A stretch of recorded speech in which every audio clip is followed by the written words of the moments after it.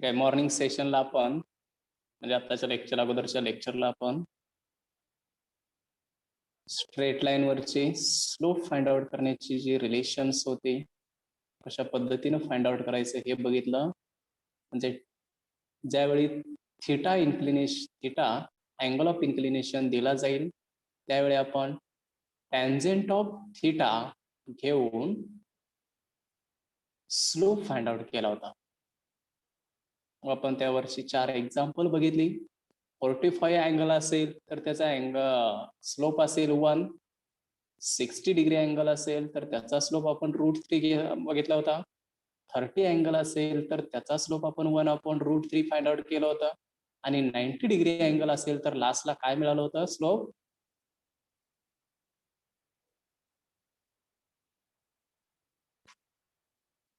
$90 degree angle साठी not defined quantity, म्हणजे slope आपल्याला त्यावरून फाइंड आउट करता येत नाहीये. या पद्धतीने आपण स्लोपचे रिलेशन आपण बघितले.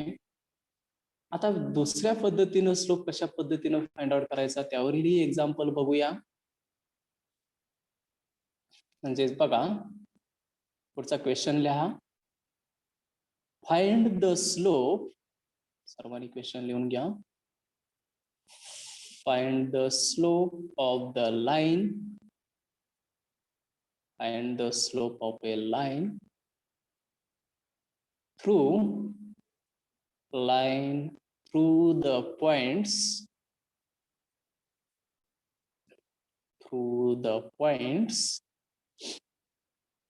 -1, -2 and -3, 8. -1, -2 and -3, 8. या दोन पॉइंट मधून जाणारे जी स्ट्रेट लाईन आहे त्या स्ट्रेट लाईनचा स्लोप कोणता आहे हे आपल्याला फाइंड आउट करायचं. मग त्यासाठी आपल्याला हे जे दोन पॉइंट आहेत ते सुरुवातीला डिनोट करून घेऊया. म्हणजेच जे दिलेले पॉइंट आहेत ते मी आपल्या ए आणि बी या लेटरनी डिनोट केले.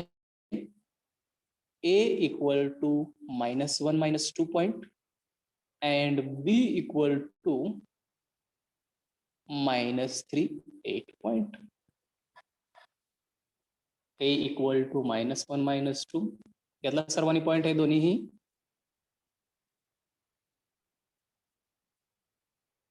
हो सर. दोन्हीही पॉइंट आपण घेतलेले आहेत. A equal to B equal to. आता हे दोन्हीही पॉइंट, पहिला जो पॉइंट आहे त्याला आपण इथं काय म्हणू शकतोय? पहिला पॉइंट जनरल काय असतो?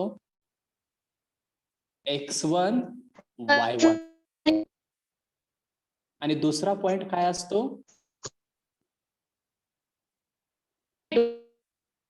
x2 y2. x1 y1 आणि x2 y2 असे दोन पॉइंट असतात. मग पहिला पॉइंट x1 ची व्हॅल्यू यामध्ये ही -1 झाली, y1 ची व्हॅल्यू -2 झाली, x2 ची व्हॅल्यू -3 झाली आणि y2 ची व्हॅल्यू 8 झाली.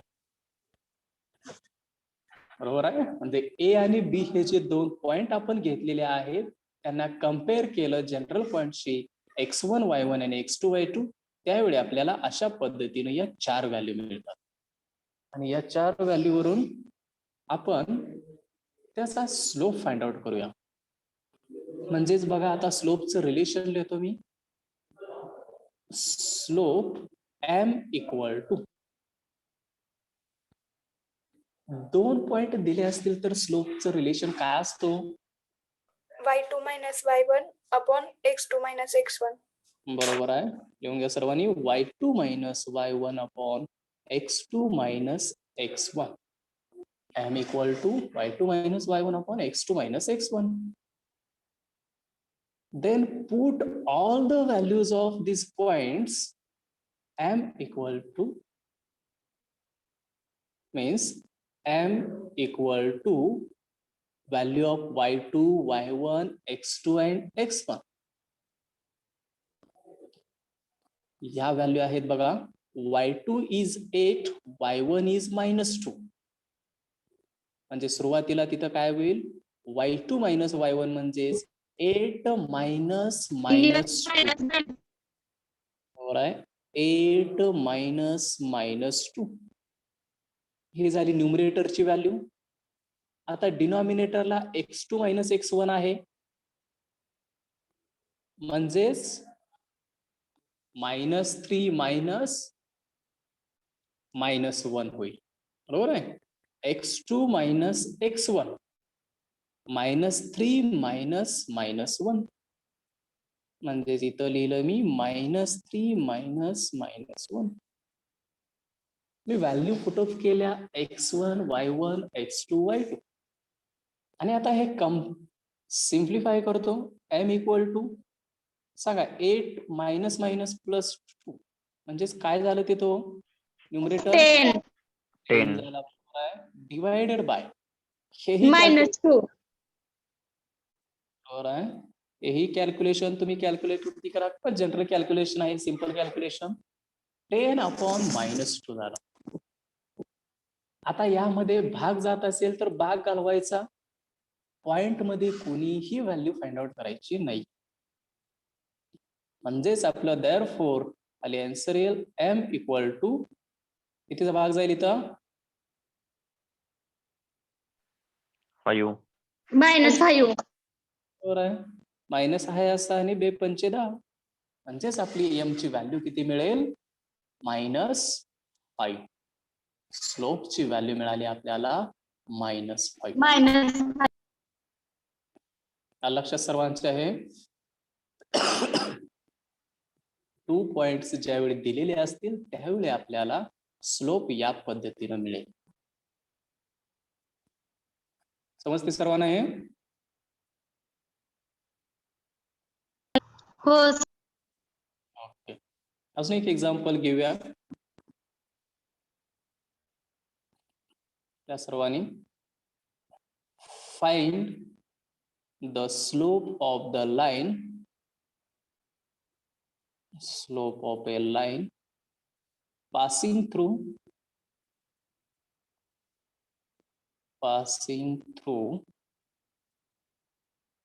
point 3, 4 and -4, 6.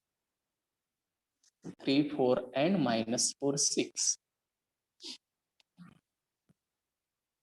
या 2 पॉइंट मधून जाणारे स्ट्रेट लाईन चा स्लोप विचारलेला आहे.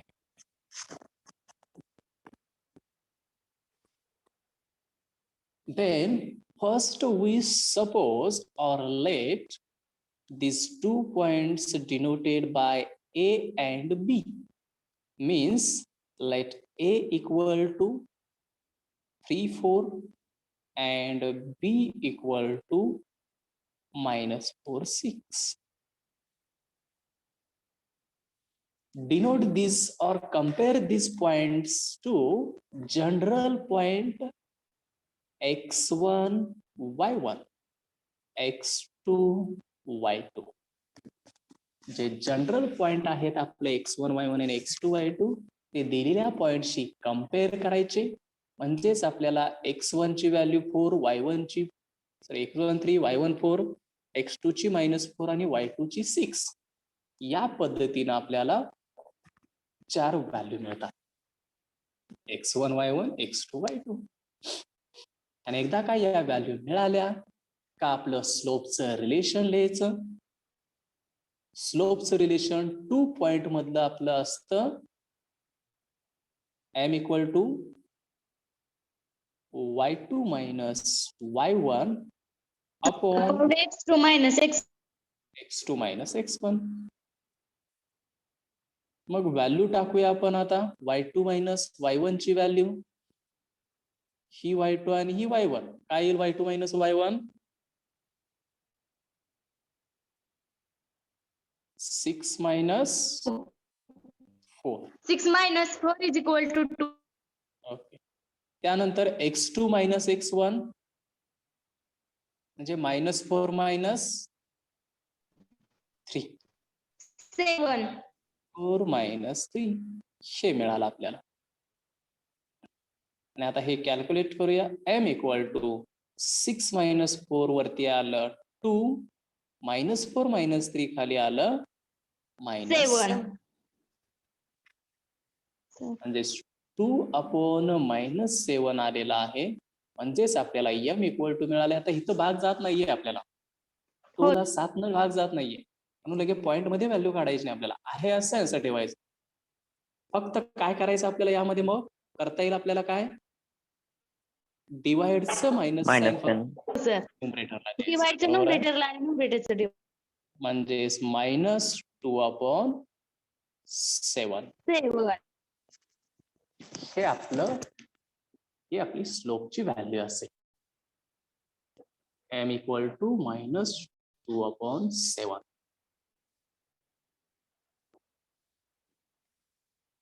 लक्षात सर्वांच्या आहे. एक्झाम्पल लक्षात आलं का सर्वांच्या? हो सर. 2 पॉइंट दिले असताना स्लोप आपण फाइंड आउट केला. ठीक आहे. आता तिसऱ्या पद्धतीने एक स्लोप होता बघा, ज्यावेळी जनरल इक्वेशन दिलं जात होतं, त्यावरून आपल्याला कशा पद्धतीने स्लोप फाइंड आउट करता येतोय तेही बघूया आपण आता नेक्स्ट एक्झाम्पल मध्ये. पुढचं एक्झाम्पल लिहून घ्या आता. आताच्या याच्यात तिसरे एक्झाम्पल, फाइंड स्लोप. त्या स्लोप बरोबर आता तुम्हाला इंटरसेप्ट सुद्धा विचारले बघा क्वेश्चन मध्ये. Find slope and intercept. Find slope and intercept of the line 5x minus 4y plus 7 equal to 0. 5x minus 4y plus 7 equal to 0.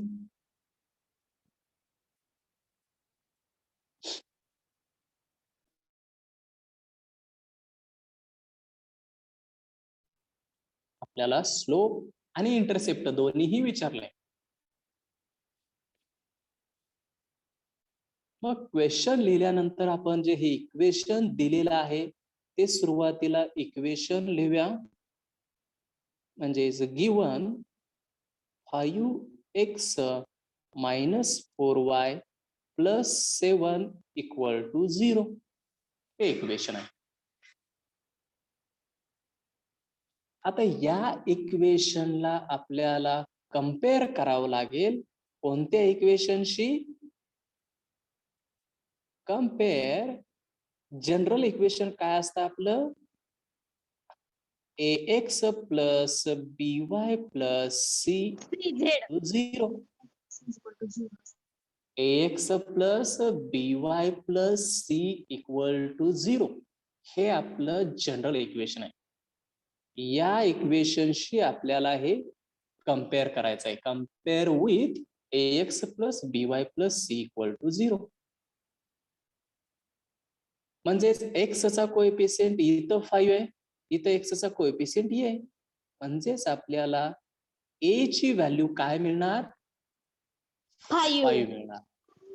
तसंच y चे कोएफिशियंट कंपेअर केल्यानंतर b ची व्हॅल्यू मिळते 4 मिळते का? -4. मायनस साइन लक्षात ठेवायचं व्यवस्थित कंपेअर करताना. त्यावरती पूर्ण रिलेशन पूर्ण डिपेंड आहे आपलं. आणि c ची व्हॅल्यू किती मिळाली? 7. बघा, a 5 मिळतोय, b -4 मिळतोय आणि c ची व्हॅल्यू 7 मिळते. Then write these 3 values. Next, therefore a equal to -5. b equal to -4. -4 and c equal to 7. Okay. 7. A is 5, b is -4 and c is 7. 7 equal to 0. Sir ते पुढे लिहायचं ना, equal to 0. आपण compare केलेत का value. नाही sir compare करून हे ए हा. बी आणि सी व्हॅल्यू फाइंड आउट केलेत आपण. 0 ला 0 कम्पेअर करून काय लिहिणार आपण? हा. 0 = 0 ते लिहायची काही गरज नाही. ए कम्पेअर केला 5 मिळाला, बी कम्पेअर केला -4 Okay, sir. मिळाला, सी कम्पेअर केला 7 मिळाला. आता आपला स्लोपचा फॉर्म्युला लिहूया. m = सांगा स्लोपचं रिलेशन काय आहे हो? इक्वेशन वरून या.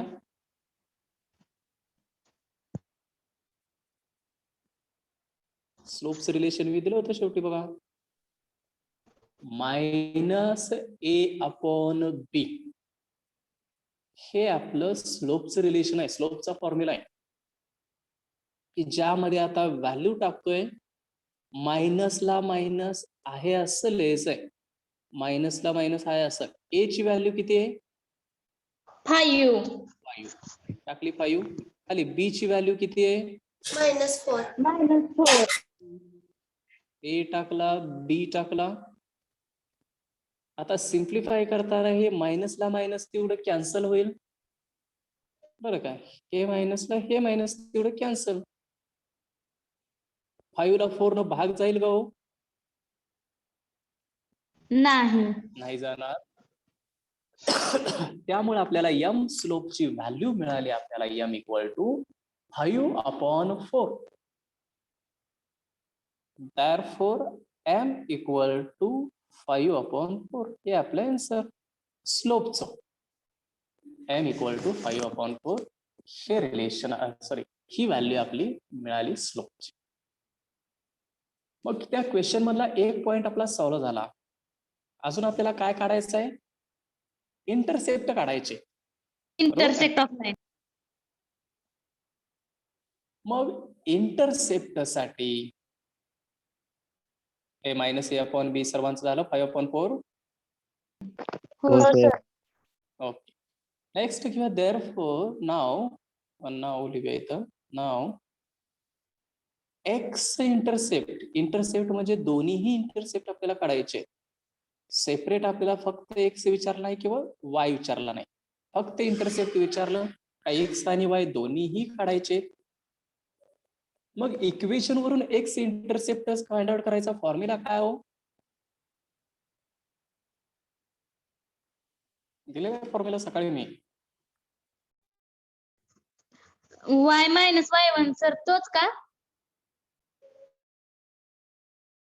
एक्स इंटरसेप्ट फाइंड आउट करायचा. -c/a. -c/a. हा.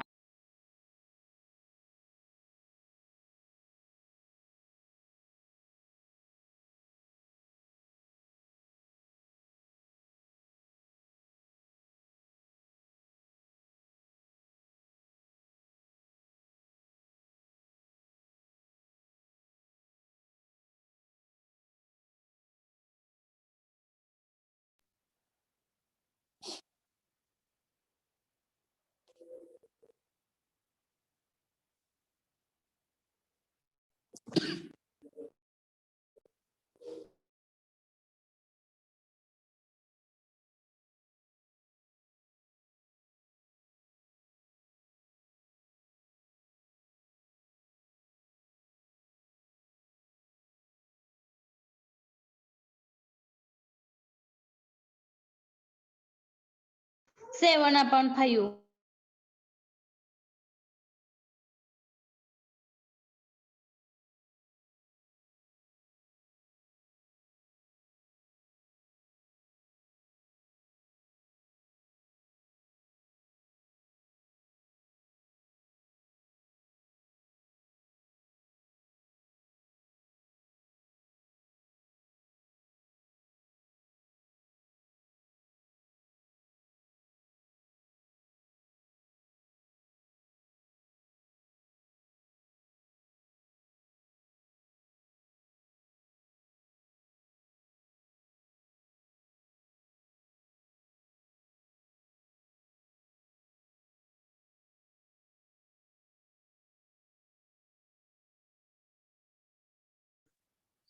Hello sir.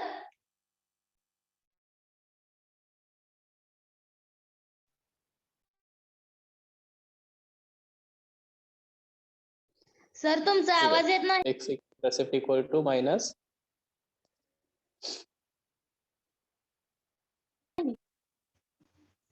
x इंटरसेप्टची व्हॅल्यू -7/5. हा बरोबर आहे. x इंटरसेप्ट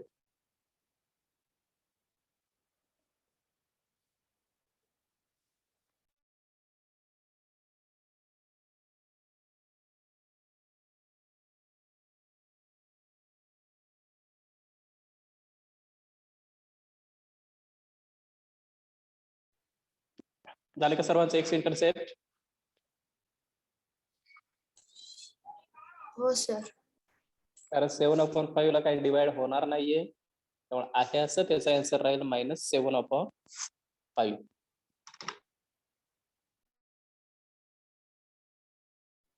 नेक्स्ट मग y इंटरसेप्ट फाइंड आउट करा.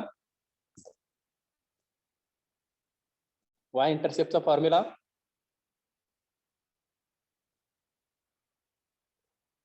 कोणता घेऊन y intercept equal to -c/, इथं व्हॅल्यू टाका. c ची व्हॅल्यू 7, b ची value -4. 7/-4 and which is equal to हे मायनसला मायनस कॅन्सल.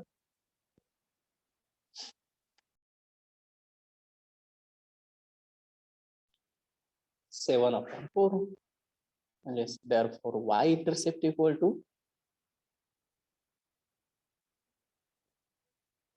हे आपला आन्सर मिळेल y intercept equal to 7/4.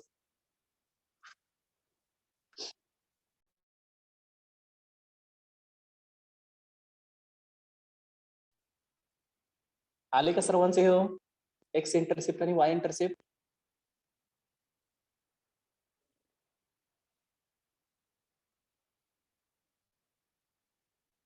x intercept साठी -c/a हा फॉर्म्युला. c आणि a ची व्हॅल्यू टाकली -7/5 त्याचा आन्सर मिळाला. परत y intercept -c/b formula. c आणि b ची व्हॅल्यू टाकली, सिम्प्लिफाय केलं 7/4 मिळालं. काय अडचण आहे का यामध्ये? नाही सर. नाही. समज सर्वांना x इंटरसेप्ट y इंटरसेप्ट हे हो sir.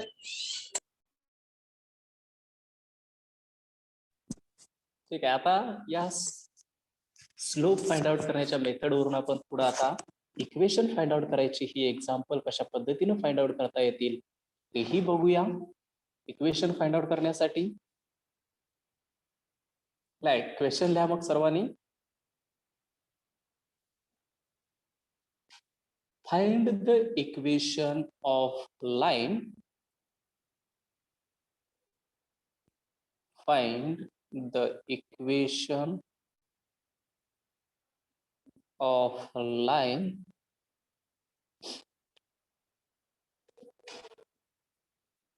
passing through the point, passing through points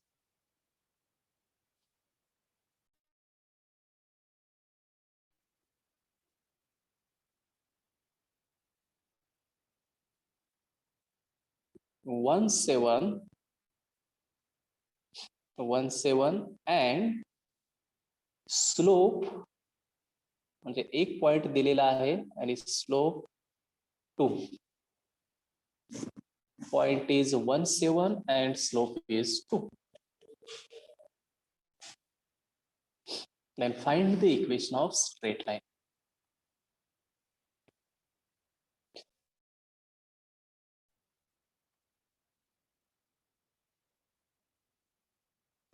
Okay. Given values are, what are the given values? One point is the a equal to 17. One point means denote this point as A means A equal to 1, 7 and slope is 2 means M equal to 2. A is 1, 7 and M is 2. आपल्याला equation straight लाईनची find out करायचे. एक point दिलाय, एक slope दिलाय. कोणता form असेल हो यूज करायचा आपल्याला इक्वेशनचा? मग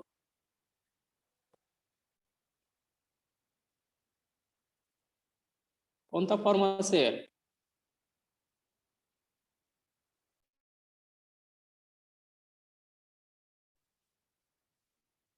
सकाळीच दिले तुम्हाला.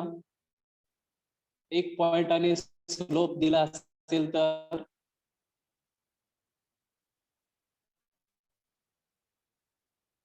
या पॉइंटला पहिला जो 1, 7 पॉइंट जो दिलेला आहे त्याला आपण जनरल x1 y1 पॉइंट म्हणत होतो आपण. x1 y1 slope point form, slope आणि पॉइंट हे आपल्याला दिलेलं आहे. Slope point form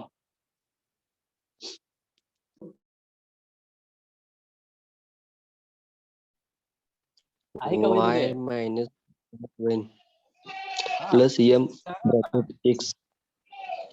Y minus 1 bracket m bracket x minus x1 1 y minus y1 equal to m into x1. bracket x minus x1. आता फक्त व्हॅल्यू सबस्टिट्यूट करायचे आहेत आपल्याला. कोणत्या ठिकाणी? y1 m आणि x1 या 3 व्हॅल्यू सबस्टिट्यूट केल्या का आपल्याला त्याचं इक्वेशनचा आन्सर मिळतो. मग 3 व्हॅल्यू कुठून घ्यायचे आहेत? आताच आपण पॉइंट जे घेतलेले आहेत त्यावरून घेणार आपण व्हॅल्यू. इथं x1 ची व्हॅल्यू 1, y1 ची व्हॅल्यू 7, m ची व्हॅल्यू 2. या 3 व्हॅल्यू त्यामध्ये पुटअप केल्या का आपला आन्सरच आहे. टाका मग. x1 च्या ठिकाणी 1, y1 7 आणि m2. y minus y1 is 7, m means 2 आणि x minus x1 means x1 ची व्हॅल्यू 1.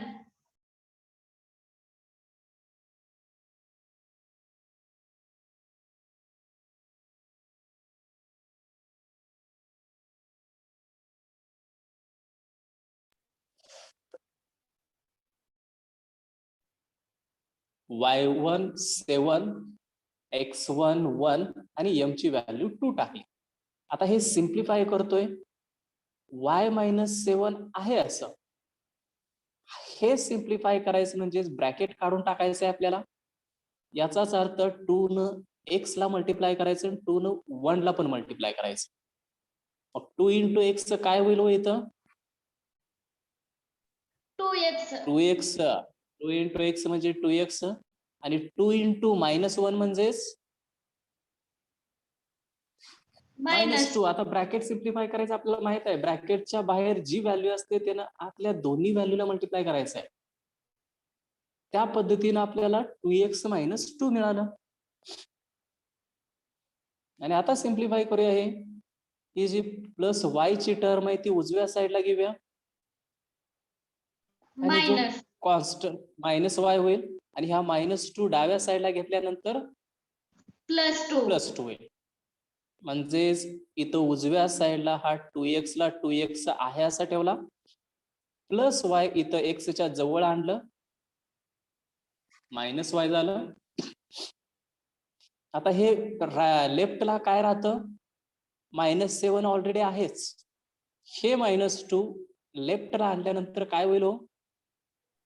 +2 +2 होईल. म्हणजे मी कॉन्स्टंट एका साईडला घेतले, XY व्हेरिएबल्स एका साईडला घेतले.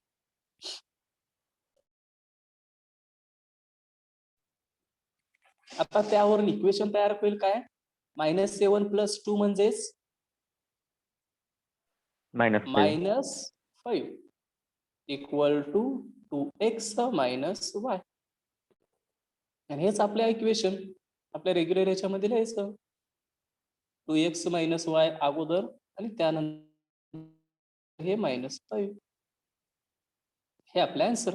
Find the equation of straight lines. 2x minus y equal to -5 किंवा हेच आपल्याला दुसऱ्या पद्धतीने लिहिता येतं. 2x मायनस वाय -5 ज्यावेळी लेफ्टला येईल त्यावेळी काय होईल हो? +5. +5 होईल. आणि त्या -5च्या ठिकाणी काय राहील मग इकडे घेतल्यानंतर? 0. उजव्या साईडला काय नाही म्हणजे काय 0. राहील तिथं? 0 राहील. म्हणजेच या पद्धतीनेही इक्वेशन असेल किंवा त्या पद्धतीने दोन्हीपैकी कोणत्याही पद्धतीनं तुम्ही लिहिलं तरी आपलं आन्सर हे बरोबर असणार आहे.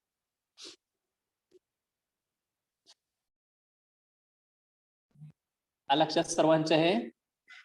हो काय सर. केलं? Slope point sir. Form use केला. स्लोप पॉइंट फॉर्म म्हणजेच हे इक्वेशन लिहिलं. यामध्ये y1 ची व्हॅल्यू 7, m ची व्हॅल्यू 2, x1 ची 1 व्हॅल्यू सबस्टिट्यूट केल्या. व्हॅल्यू सबस्टिट्यूट केल्यानंतर हे सिम्प्लिफाय करायचंय फक्त 2 इंटू एक्स 2 इंटू -1 हे बाकी एक्स आणि वाय सिम्प्लिफाय केल्यानंतर एका साईडला घ्यायचे, कॉन्स्टंट एका साईडला घ्यायचे. आपल्याला इक्वेशन अशा पद्धतीनं तयार झालं. त्याला आपण 2x minus y equal to -5 म्हटलं किंवा -5 लेफ्टला घेतलं तर आपल्याला +5 करून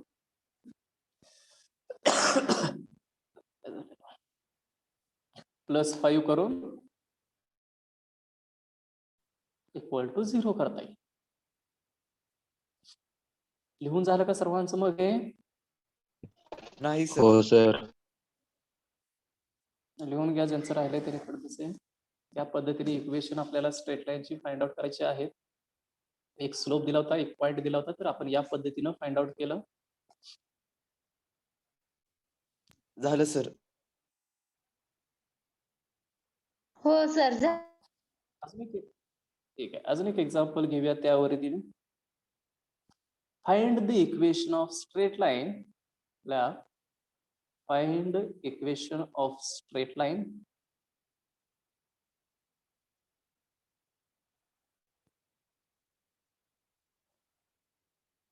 passing through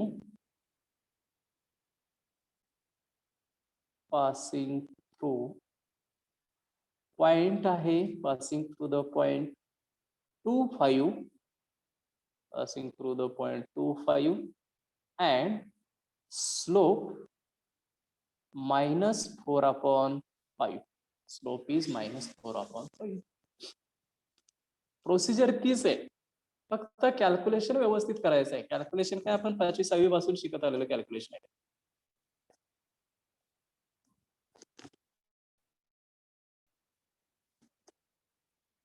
बघा सुरुवातीला मला काय लिहावं लागेल पॉइंट मग a इक्वल टू व्हॅल्यू 2 आणि 5.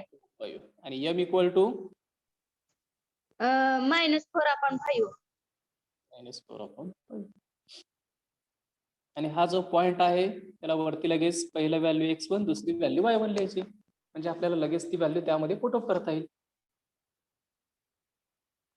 a ची व्हॅल्यू आणि m ची व्हॅल्यू.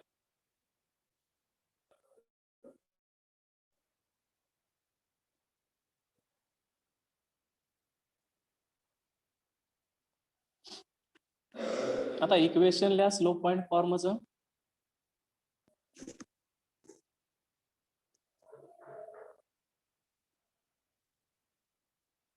इक्वेशन इज सर पाठीमागचं पेज दाखवा.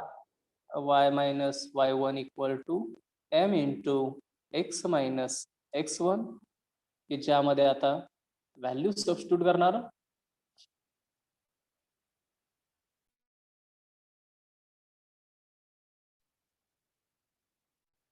म्हणजे x1 च्या ठिकाणी 2 टाकायचं आहे, y1 च्या ठिकाणी 5 टाकायचं आहे आणि m च्या ठिकाणी हे टाकायचं आहे.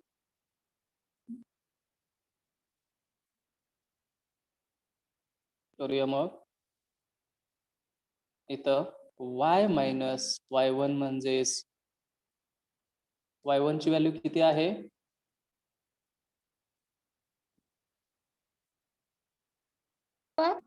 काय सर